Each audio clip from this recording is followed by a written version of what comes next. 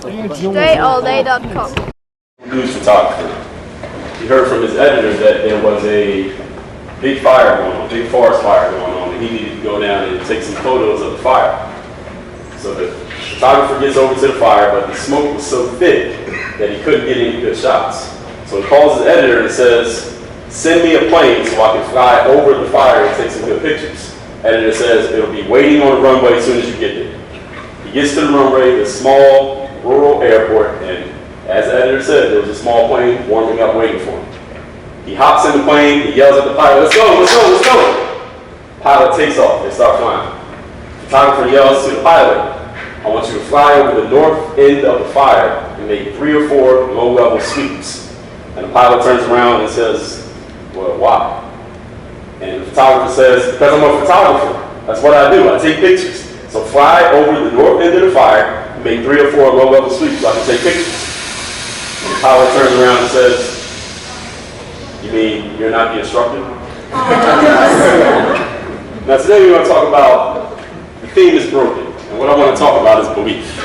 When I was in high school, my background is in basketball. I tried out for the basketball team all 4 years. Freshman year, didn't make it. First day got cut. Sophomore year, got cut on the first day.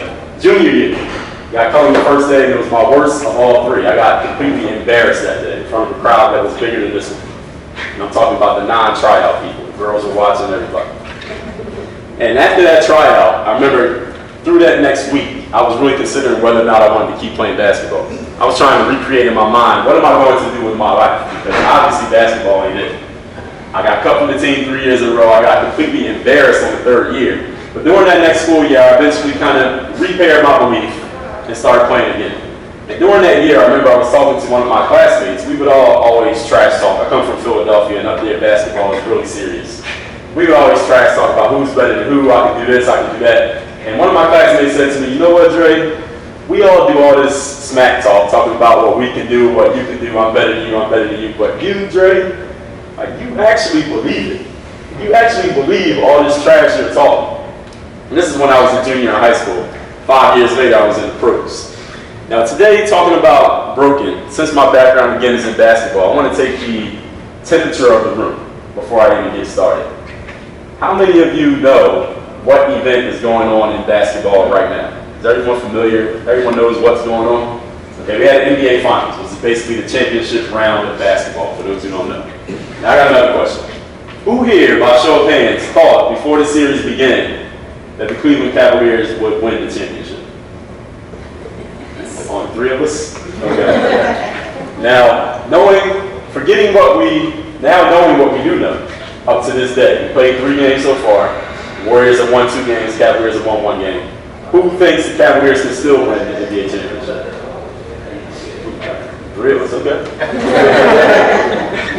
Now, who here is a lifelong Miami Heat fan? You just want to see LeBron James moves. Now, I put a whole bunch of videos on YouTube, and I started out doing YouTube in 2006, making a bunch of basketball videos. A lot of them were training, doing drills, how to get better at basketball, maybe how to make a team, how to talk to the coach when you're not getting enough playing time. Nowadays, I talk a lot about philosophy, motivation, confidence, self-discipline. But 95% of my fans found me through basketball videos. So before the finals started, I did a preview of the finals, and I said what I think is going to happen in the finals, what I think needs to happen for whatever team to win. And my prediction was the Cavaliers would win the series in 6 games. So the series begins, and I asked my audience on YouTube, would you like me to do recaps of every game? After the game, would you like me to do a recap of the game, talk about what happened, what I saw in the game, what I think is going to happen in the next game? And they said, yeah, do a recap of each game. So since I picked the Cavaliers in 6, a lot of people remembered that after the first 2 games of the series. So in the comments on YouTube, on my Twitter, everywhere, people are like, well, Dre, hey, you want to change your pick? You know, you picked the Cavs in 6, Dre, you know it's going to be a blowout. The Warriors won the first 2 games by a large margin. So you know it's going to be a blowout, Dre. You know the Cavs are not going to win. LeBron James is never going to win another title. Steph Curry is too good. Kyrie Irving is a bum. They're not going to come back. And being that it was only 2 games into the series, there were a few things that made me real curious. Because you know how they say sports imitates life. The way you play a sport is the way you play life. If any of you have ever played a sport, you probably know exactly what I'm talking about. You think of someone you know intimately, you probably know really well what I'm talking about. So knowing that sports imitates life, one thing that I thought to myself is, How many people live their life the same way they look at the NBA Finals? Since the Cavaliers lost that first 2 games, I was hearing not only from Warriors fans, or supposed Warriors fans since they're winning, but also Cavaliers fans. They would say, you know what, Dre, I'm a lifelong Cavs fan. I'm a LeBron fan, but this is just not going to work out. We're not going to win the finals. I knew LeBron wasn't going to win another title. He doesn't have the clutch gene. He's not tough enough. Kyrie Irving can't guard Stephen Curry. We're not going to come back, Dre. I thought the Cavs were going to win, but you know what? I'm changing my bet. They're not going to make it. But there are also these Warriors fans who are just so sure, 2 games into the series, that the series is pretty much over. Now, in the NBA playoffs, for those of you who don't know, the series are best out of 7. Whoever wins 4 games first. So after 2 games in the series, even if the series only goes 4 games, let's say one team wins 4-0, we've only played 50% of the series. If the series goes 7 games, we've only played 29% of the series. So a couple things made me curious. Number one, since sports imitates life, how many people, 29% into something, if the first 2 attempts don't go well, give up? How many of them are ready to quit? How many of them get their spirits broken that easily? And the second question is, this guy's Stephen Curry. For those who don't know, he's won the NBA MVP, which basically means the best player 2 years in a row. He broke, last 2 seasons ago, he broke the NBA record for most 3-pointers made in the season. And then this year, he broke his own record by making even more 3-pointers. And if you don't watch basketball, I want to explain to you something. Even if you don't watch, you'll understand this. When Stephen Curry shoots a 3-pointer, right? As soon as the ball leaves his hand, I mean, it didn't even get to the basket yet, but as soon as it leaves his hand, the fans who are cheering for the Warriors start celebrating because they expect the ball to go in the basket. If you watch a Warriors game, as soon as he doesn't even have to shoot it, he just look at the basket. And the crowd starts cheering because they are pretty much expecting it's going to go in. And everyone's pretty much expecting the Warriors to win the games. So I also want to know not only how many people quit 29% into an attempt, but also how many people have such a positive expectation for their own success that they have with Stephen Curry 3-pointer or of the Warriors winning the game. It's interesting questions I wanted to ask. Now, what is belief, first of all? Since we're talking about broken belief, or a very positive belief, a very hardcore belief that can't be broken, belief is acceptance that a statement is true or that something is real. So knowing that belief means accepting something as real, what do we do when our belief is broken?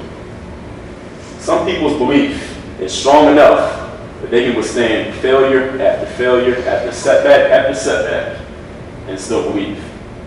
Some individuals need to face 10, 20, 50 setbacks before their belief is broken. Some people can start out with something, face 1 setback, and their belief is completely broken. Some people, yet, don't need any setbacks. They get an idea, they believe it can work out, then they think about it a little bit, then they talk to someone about it, then a few days go by, then they Google it, then all of a sudden they don't believe it. They didn't even try. So for each one of us, we have different thresholds of belief for different areas of our lives. Knowing this, when our belief gets broken, what is it that we do? I think most of us agree that we fix our belief the same way we fix a broken pair of glasses. The lens in your glasses gets shattered, you go to the glasses guy, he pops a new lens in your glasses, and you're as good as new again. And you go right back at it. And we can all agree that in life you need to be consistent and persistent in your belief even when you face setbacks. So your belief is up here, things don't work out, put it back, try again. Don't work out, put it back, try again. Doesn't work out, put it back, try again. We can all agree this is a formula for success in life, right? Wrong. See, this is the number one thing that a lot of people get incorrect in life, is the reason why a lot of people run on the treadmill their entire lives when it comes to their mindset and their belief, because they get this one point incorrect. If any of you lift weights, we have any people here who lift weights, go to the gym? All right, so when you lift weights, you ever been sore a day after you lifted weights? Yes. What scientifically is your body telling you when you're sore after you lift weights? Does anyone know? Muscle fibers are broken. When you lift weights and you feel soreness the next day, that means you broke the muscle fibers in that area of your body. And what do the muscle fibers do when you break them in your body from lifting weights? They repair themselves, but they don't just repair themselves back to where they were. They repair themselves stronger than where they were the first time. That way, when the same stimulus hits you, you won't get the same response. Because if your belief is right here, and something causes you to lose belief, and you put it right back, the exact same thing is going to break you down again, and again, and again and again. So even though you're being consistent, even though you're being persistent, even though you're doing all the right things, you're still not going to get any further because the same stimulus causes the exact same response over and over again. But if we start treating our belief the same way we treat our muscles, or the way our body treats our muscles, and repair it stronger than it was before, then the same stimulus is not going to cause the same response. The reason why most individuals don't get this part right is because unlike our muscle fibers, we can't look in the mirror and see how big our belief has gotten. We can't show it off on the beach. We can't take photographs before and after and see our belief. We can't see it, so we don't understand his point. But now all of you want to understand because I'm explaining. So when it comes to building your belief, the theory that I use is very simple. I call it doubling up.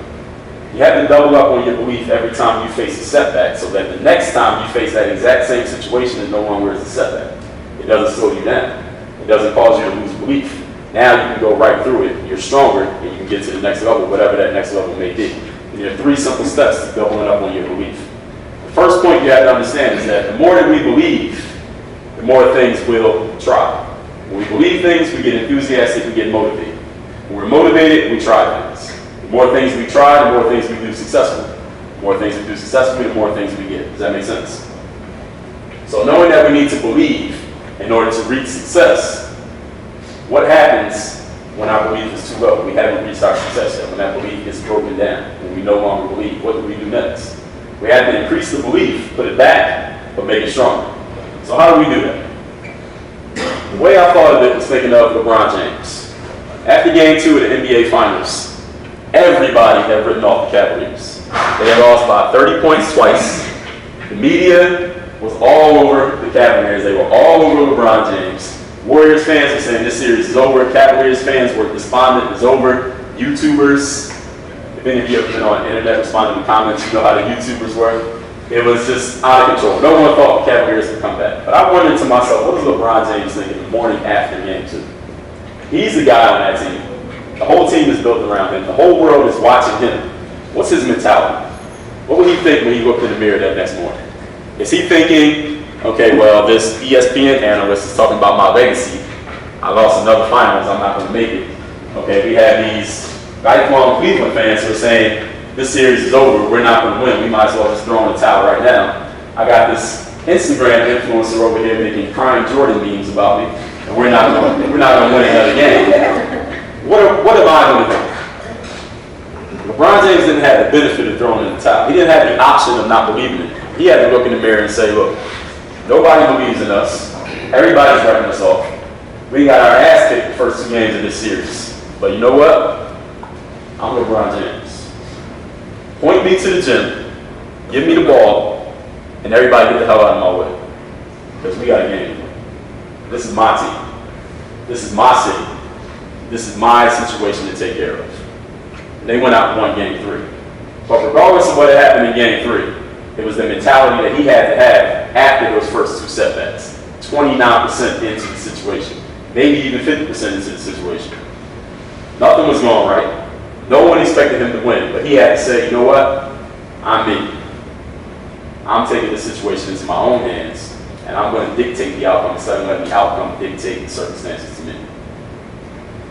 The third thing I want you to understand when it comes to doubling up on your belief is everyone close your eyes. I want you to think of the biggest achievement you've achieved in your life. One that you had to go through the most BS to get to.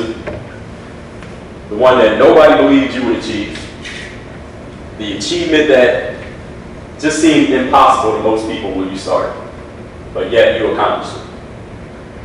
Think of the moment when things did not look good. Might have been at the beginning. Might have been after a few attempts that didn't go well and people told you to quit. Might have been near the end when you almost walked away and you decided to give it another shot. Think of that moment when nobody believed, nobody supported, no one saw you being successful, and you had to look yourself in the mirror and say, you know what? I'm by myself right now. It's all on me, whether I succeed or whether I fail. What is more important? What they say or what I say? What's going to be the outcome here? What they think or what I think? There's no one for me to lean on, no one for me to call on. I'm either going to get it or I'm not going to get it, but I'm in. Think about that moment when you didn't have the option of not believing anymore. When you had no choice but to succeed, and you ended up doing it. Open your eyes. Now understand this. You can recreate that moment anytime you want. You don't need ESPN. You don't need to be in the NBA Finals. You don't need anyone else involved. You can put yourself in that frame of mind any day of the week, any time of the day, and you can get anything that you want to get out of it. Now recap those 3 points. Number 1, when we believe more, we get motivated. When we're motivated, we try more, we do more, we get more. In order to get a higher level of belief, we must increase our belief. We have to get to the point where we look in the mirror and say, it's just me, it's not on anybody else. Either I'm going to succeed or I'm going to fail, but it's all on me. When you don't have the option of failing, you don't have the option of not believing, you have no choice but to succeed. It's the back against the wall strategy, the death round strategy, as Robert Greene says in the 33 Strategies of War. When you have no choice but to fight, you will fight, and you'll win. All of us are survivors. You've all survived this long, right? You've all faced setbacks before, right? But you made it to today. So the same mentality you had at that moment, when it seemed like nothing could work out, you can recreate that whenever you want. And number 3, remember that time when it seemed like it was over. When everyone was writing you off, nobody wanted to support you, people weren't answering your calls, but you figured it out and you made it work. Questions? Is that good? You still think the Cavs have a shot? I do think the Cavs have a shot. I think they're going to win tonight. Yes? Tell us about one of your moments. One of my moments. It goes right back to that story I told you to begin this talk. My junior year in high school, just to give you a little bit more detail. I come from the city of Philadelphia, and school district there, public school district there is kind of underfunded, let's put it that way. We had a really small gym that was just big enough that if you came to the game to watch the basketball game, you couldn't sit down. The sideline was so thin that you had to stand up. So everyone was standing single file along the sideline like this. So if you dribbled the ball along the sideline, somebody could reach out and take the ball. So at tryouts, we had one coach, no assistant coach, no JD. I tried out for the team my junior year. I was about 6'1", 6'2", but I was really physically weak. I had never lifted weights before. So this guy that I was guarding during tryouts, he was about 6'3", he was a senior, he was really strong. He was one of those, it wasn't weightlifting strong, now somebody's just strong, even though they don't lift weights, he was like street strong. It's the best way I can describe it. He scored on me about 11 times in a row, in front of everybody. After about the 5th basket, this one girl who was watching, she was like, he needs to just go home. She was right. I didn't make the team there, obviously, and for about a week I didn't touch a basketball. And I started trying to recreate in my mind, like, what am I going to be? Because up to that point, my vision had always been I'm going to be a basketball player. I don't know how, I don't know who, where, why, what, but I know I'm going to play basketball. But after my belief was so broken after that tryout, I was starting to think, okay, what else can I do? Can I be a rapper? Can I do some music? Can I be a writer? Maybe I'll just be more serious with school, be like one of those smart guys, an academic. What can I do? But my vision kept coming back to basketball. It kept coming back to basketball, and I kept projecting it like, listen, you saw what just happened, right? It's like somebody knocking on your door, and you're like, listen, we're not interested. But they just keep knocking. I couldn't come up with any other vision. So then I went to try out for a local basketball team. I made that team, got a little bit better. Finally made the team the next year as a senior, and I scored about 10 to 15 points as a senior in high school. That's not per game. That's all 10 to 15 points as a senior. The next year I walked on to a college team, got a little bit better. My game really started to evolve once I got out of high school. From that point forward, I went to the pros. Does that answer your question? Yes. There's a question in the back.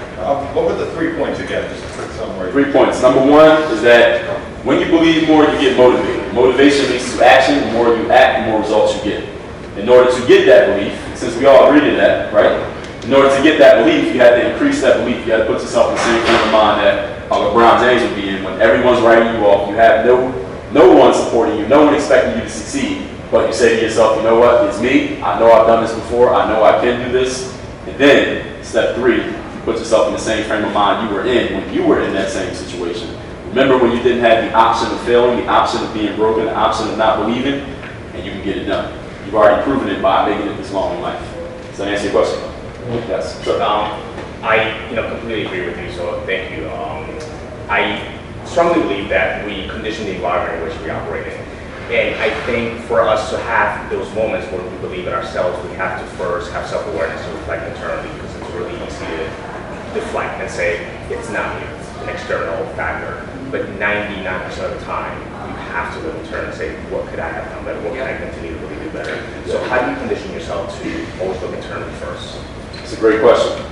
One thing that I do every single day, I don't start my day until I look internally.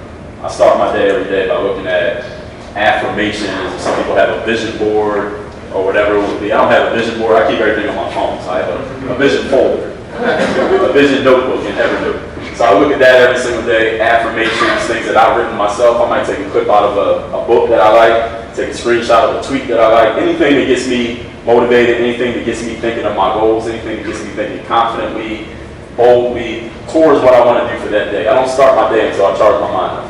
Same way that we put our phones on chargers, how many times per day?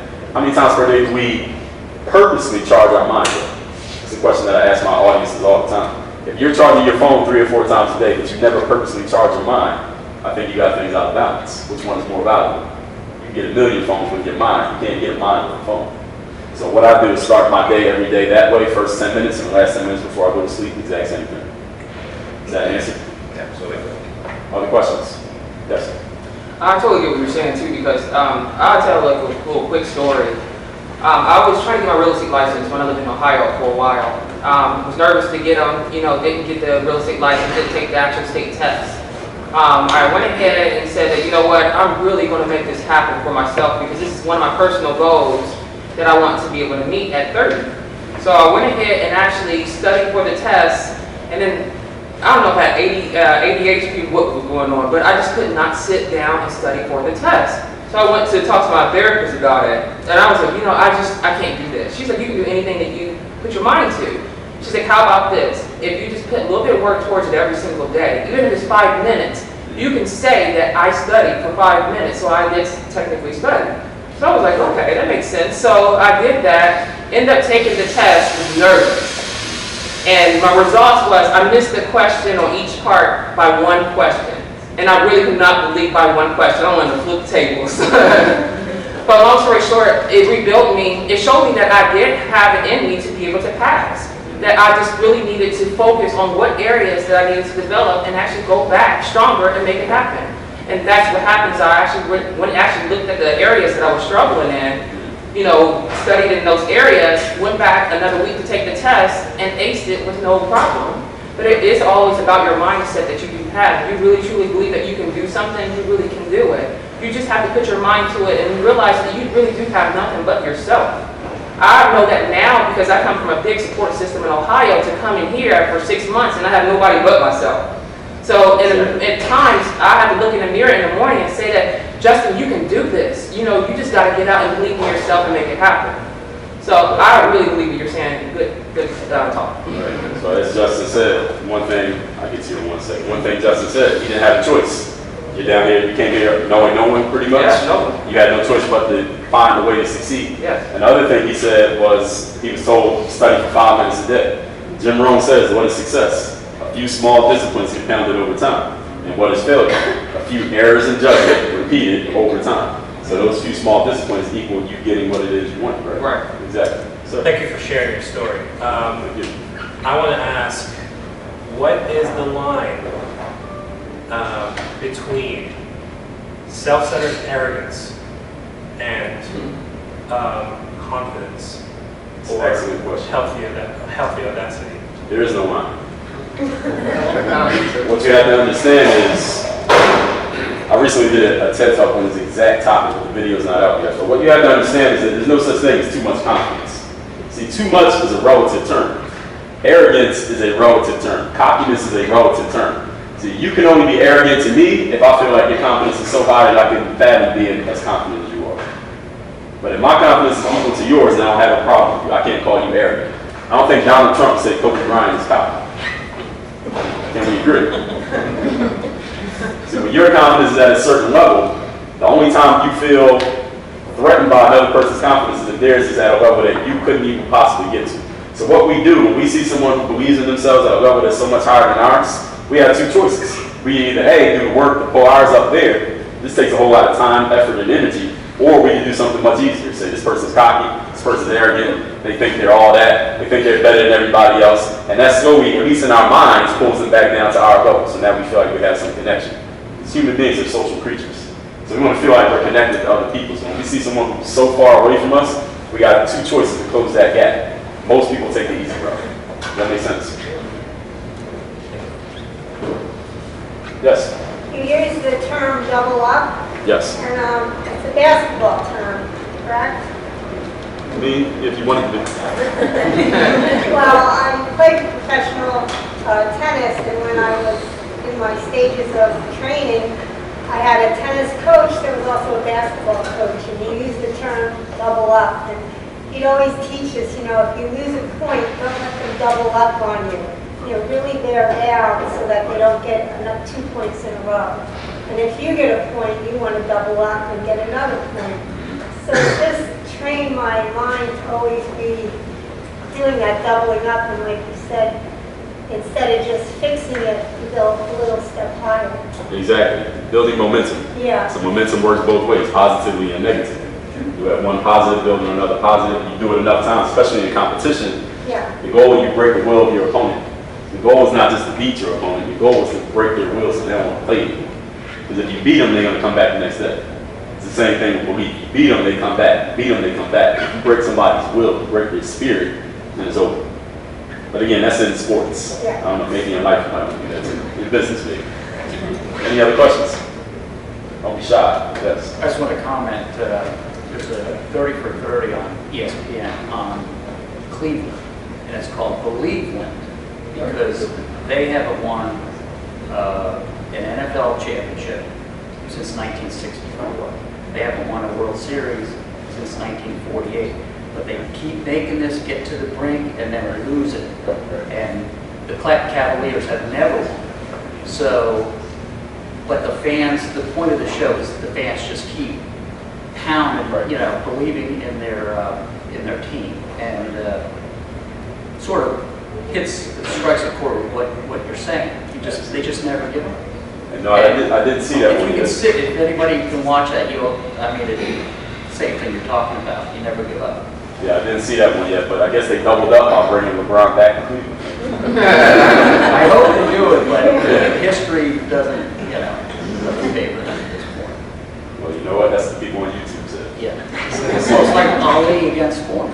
Right, you're not old enough to remember that. I'm not. But George Foreman was the baddest ass, and nobody was going to beat him. And Ali did the rope-a-dope. You've heard of that? Yes. And beat Foreman against all odds.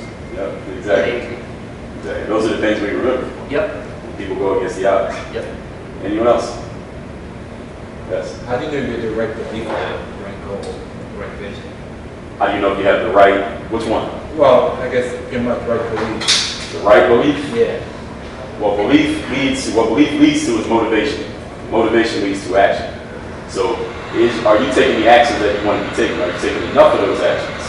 And if the answer is yes, then that means you probably have the right motivation that's coming from the right belief. But if you're not taking the right actions or enough actions, then it probably has to do with a lack of motivation. And when you're not motivated, it's probably because you don't have the right vision of what it is that action is going to lead to. So they all work in a chain. Does that make sense? It doesn't look like it makes sense. Like, all right, so how do you know, I guess... Give me a real life example. Well, I may have heard stories of people like, they have a mindset focused on a certain goal. Yes. And they go for it for years and years, and then they deviate a little bit from that goal. And they found out there's another goal that they got to turn out to be a lot better than what they were originally going for. If that makes sense. Yeah. So I was wondering, like, how do you know you're headed in the right direction? Like, if that goal you're trying to achieve may not be what you really wanted, but I guess, Well, right direction is kind of, again, is another relative term.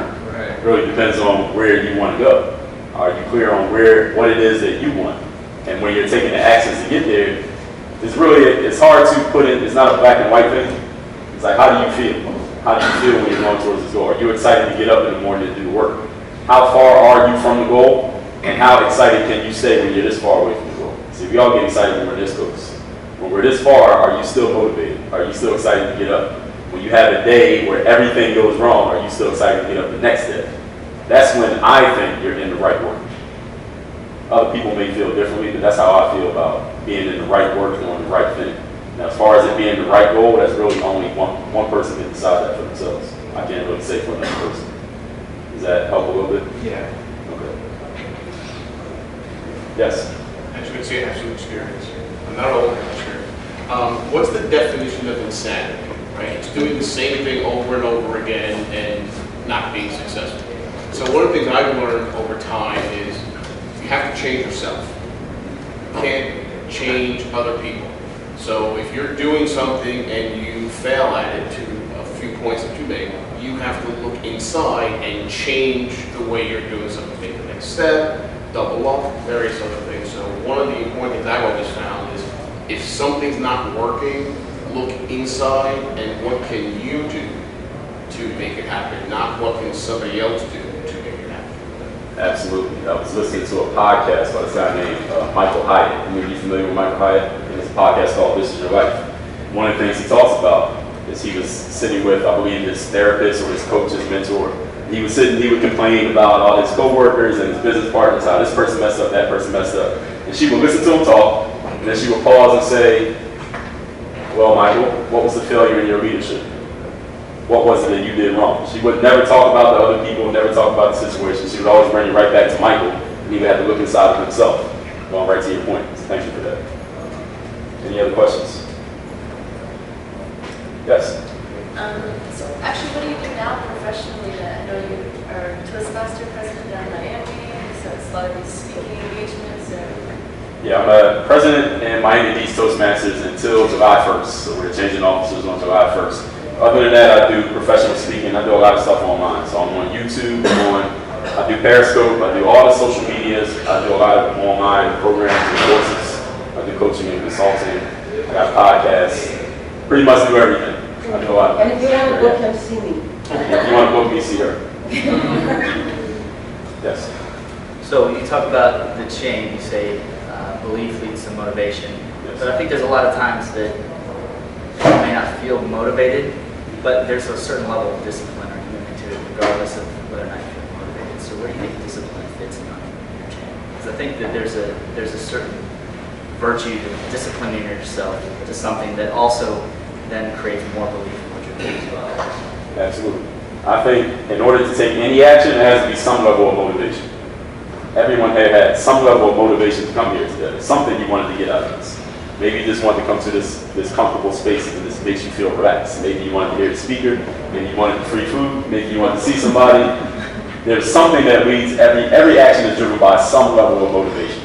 Now, yes, discipline can lead to motivation as well, because when you believe that being disciplined and doing this every single day is going to lead to this result, then you're motivated to take action. Does that make sense? Yeah. So when you're disciplined enough, that can cause you to believe, okay, I believe that if I'm disciplined, I take these actions, I'm going to get the result. So it kind of fits right next to it. Does that make sense? Yeah. Yes. One more question. Sure. No. Go ahead. I come from a background of getting into graphic design, and then I studied IT, and then I became a musician, and then I became a youth worker, and now I'm a filmmaker. And I have moleskins of ideas that are not in particular boxes. I think my question is, what is the difference between when you get an idea and you're thinking, oh, this idea I think is going to work,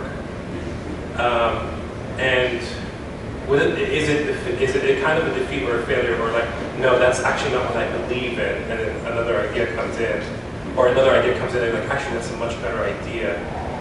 Is it a loss of motivation or a loss of belief to this idea? Or how can you tell the difference between an idea that is lost because actually something is better and an idea put aside because you don't have belief? I think when it comes to ideas, any idea that is not acted on is a lost idea. Any idea that's not acted on. So the first thing I think when I get an idea, if I really want to do something with that idea, I have to take some action on that idea. Doesn't mean I have to go register a domain name. Doesn't mean I have to go start a business.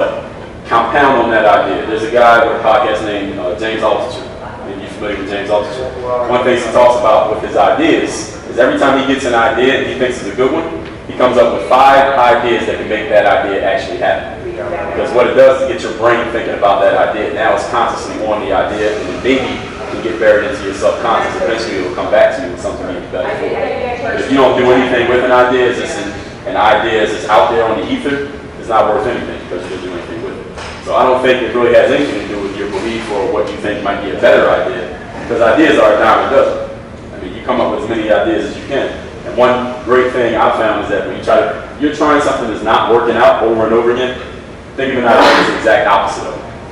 So you're trying to make this much money, it's not working. What if I didn't need to make any money, what would I do? And then you do something, and then all of a sudden, what you want to come to find. Sometimes, not all the time. What was the tip that you gave about take the idea and come up with 5 ideas that would make that idea actually happen. So if you had an idea to open your own workspace, what are 5 ideas that can get that to happen? Who has the money? Who has the space? Where would it be? Who would be there? What would it have? What are the features? You can write all that down. So now you're actually actively thinking about the idea. That's by James Altucher, Altucher. Yeah, no question. Yeah, just one more. Okay. So I was talking to one of my friends, and I always have a lot of ideas, like he said. When it came to my image consulting business, what products should I offer? How should my logo look? How should my website look? My friend made a good point. He said, you know what? You have friends, and the friends that are influential to you, make these your board. He said every great company is ran by a board of directors, or a board, period. So what I did was I got together all the influential people that are in my life, and I had to make them my board. So I contact them, what do you think about this logo? What do you think about the idea of this product? And I get the feedback from them to know exactly what my final product is going to be. So I think that's how you can do a process of elimination when it comes to your ideas. It's by talking your ideas out with a board that is close people to you. Yeah. Sebastian, I think we got our next speaker right here. Right? On the way, guys. Well, big round of applause for Dre, please.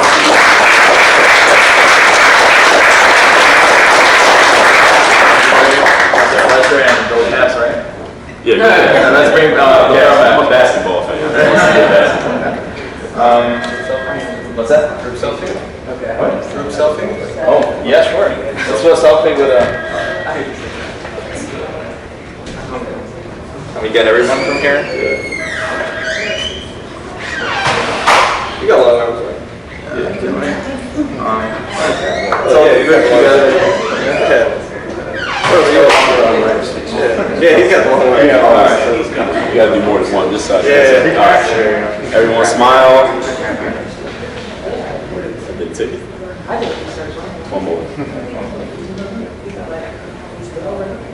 Okay. Yes.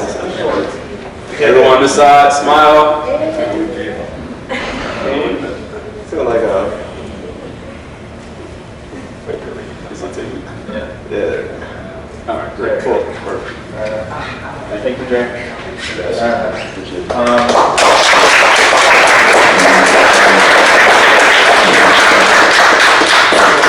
Good morning. So we are going to have for July the 8th, Friday, July the 8th. What could you not do with more confidence? Less attention to the negativity of other people, more focus on your goals than nothing else, and not letting unfortunate circumstances slow you down. Would all of those help you out? Well, go to dreallday.com/bulletproof. Check out my new 8-week course called Bulletproof Mindset. Get started, and I'll see you over there. Work on your If you're on Snapchat, hit me on the Snap. My Snap name is @Dre Baldwin. You already know how that works. And I got a podcast, if you didn't know. It is called Work on Your Game. It is an everyday podcast where I talk about getting yourself into the right mindset, that bulletproof mindset. Getting yourself seen, heard, known, getting the exposure you want, and making things happen in your life instead of waiting for things to happen to or for you. Subscribe to that podcast. We're on iTunes, SoundCloud, and Stitcher. Make sure you check it every single day. Make sure you're subscribed so you catch the heat. Work on your game. Dre Ball. I feel like Dre Ball. I feel like Dre Ball. I'm ballin'. I feel like